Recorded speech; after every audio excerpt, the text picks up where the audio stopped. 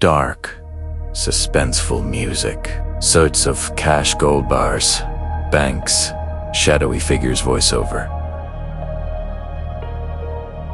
They say money makes the world go round. But what if I told you money is also the greatest weapon of control ever created? From secret banking families to global institutions pulling the strings behind governments. Today on Beyond Classified, we uncover who really controls money and how they control the world. Have you ever wondered who owns the world? Is it the people, the governments, or something more sinister? Let's delve into the shadowy realm where fortunes are made and nations are swayed. Welcome to our channel where we bring you the most mind-blowing discoveries from the world of intelligence, espionage, and everything in between. Today we're rediving deep into a topic that is often overlooked but is fundamental to understanding global power dynamics. Who controls money and how? Before we begin, make sure to hit that subscribe button so you never miss out on our thrilling updates. Let's dive right in. It all begins with the birth of money itself. Thousands of years ago, money was simply gold and silver, real, tangible value. Then rulers realized something powerful. Control the currency and you control the people. Governments started issuing paper money, backed by the weight of the state. But this new form of currency lacked the tangible value of gold and silver. Debt. Banks began lending money, an abstract concept based on people's trust and credit. People borrowed to buy homes, invest in businesses. The economy grew, but so did the power of those who controlled this new financial system. Then came the big leagues. Governments, too, started borrowing money, not to fund small projects, but massive ventures like wars. Suddenly, the ability to print money, to create debt, became the ultimate power. Nations became slaves, not to kings, but to money itself. Wars were no longer fought with soldiers, but with loans and the power to influence entire economies. The year is 1930. The United States is experiencing rapid growth and change. The Industrial Revolution is in full swing, and the country is on the cusp of becoming a global superpower. But beneath this veneer of prosperity, there are rumblings of discontent. Labor unions are growing restless.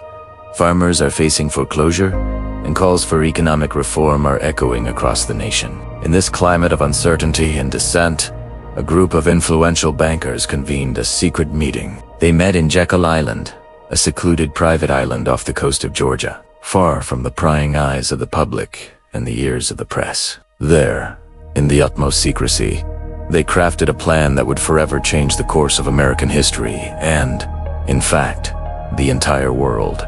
The plan was to create a central bank, an institution that would have the power to control the nation's money supply, set interest rates, and oversee the banking system.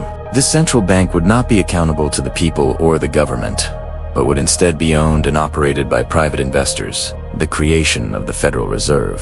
This seemingly innocuous move had profound implications. The central bank would have the power to create money out of thin air, to lend it to the government at interest, effectively giving them the power to control the nation's economy. Suddenly, wars were no longer fought with soldiers, but with loans. Whole economies could be manipulated with a few keystrokes. The saying became a reality. Give me control of a nation's money, and I care not who makes its laws. But the Fed wasn't alone.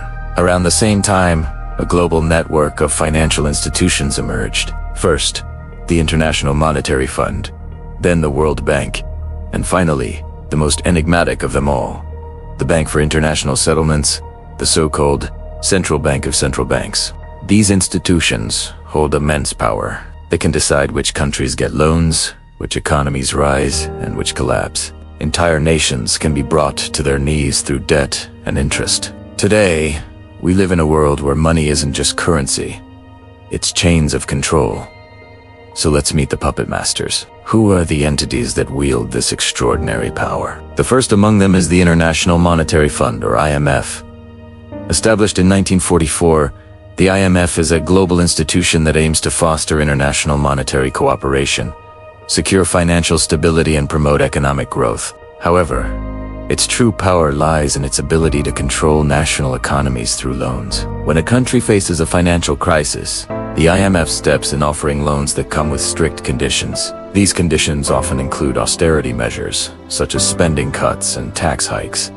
which can cripple a nation's economy and leave its citizens in dire straits. Next, we have the World Bank, officially known as the International Bank for Reconstruction and Development. The World Bank is another powerful entity that wields significant control over the global financial system.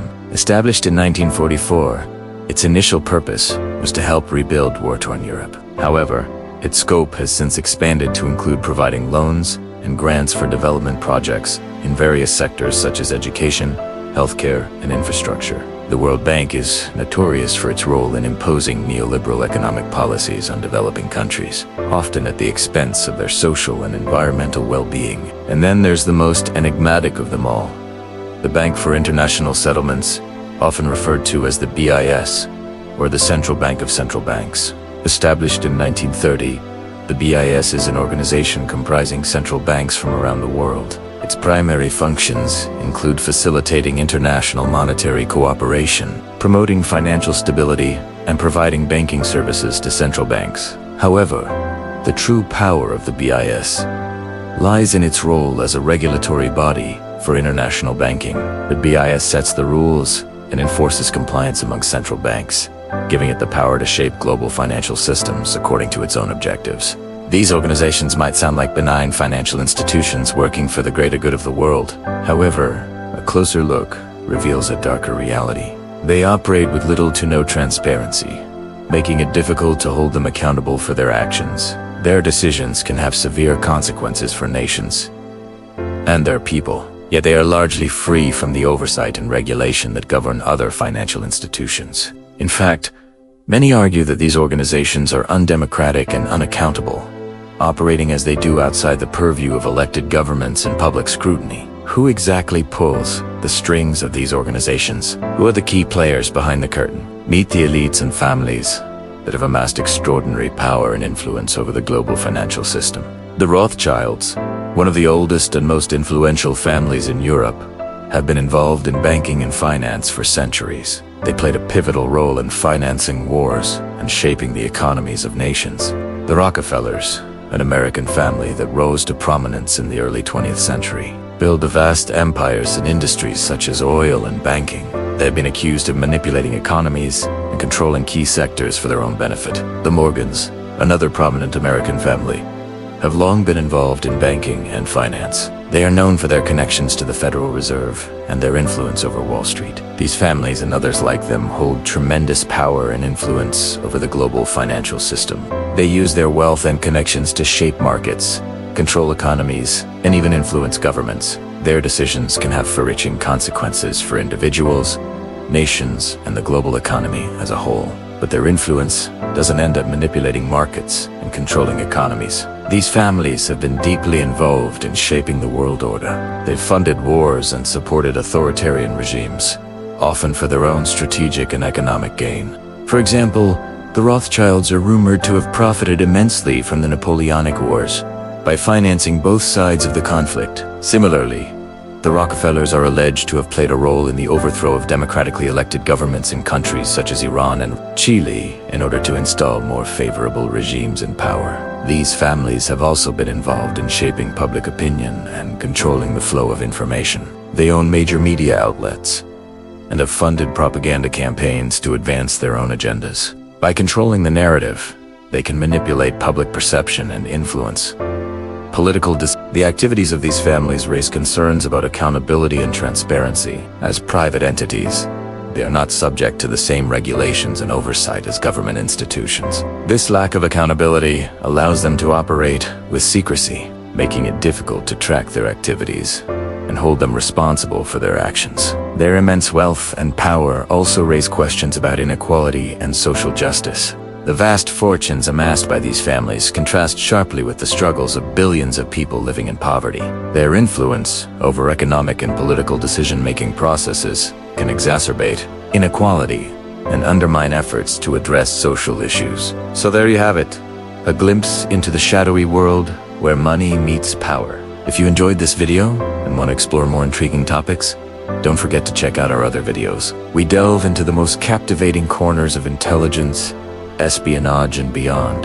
Thanks for joining us. Until next time, stay curious, stay informed, and above all, stay tuned.